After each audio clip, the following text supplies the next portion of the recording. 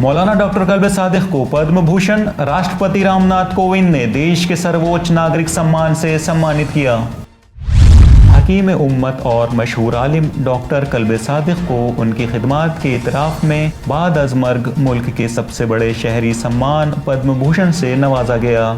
Doctor Kalbe Sadiq का ताल्लुक़ ख़ानदान इज्तिहाद से है। उन्होंने तालीम, ख़ास तौर से लड़कियों और गरीब तबके की तालीम के हवाले से गैर मामूली काम अंजाम दिए।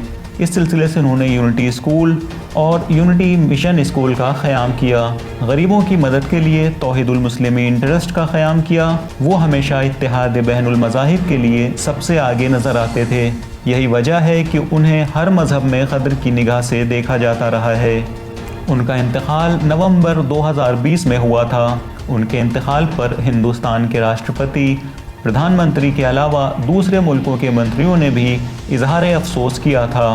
उनके बेटे कल्बे सिब्तैन नूरी ने यह एजाज़ राष्ट्रपति रामनाथ कोविंद से हासिल किया।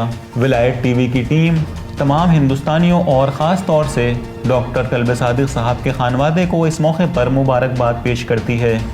सब्सक्राइब करिए विलायत न्यूज़ को ताकि ऐसे ही अहम खबरें आप तक पहुँचती रहें।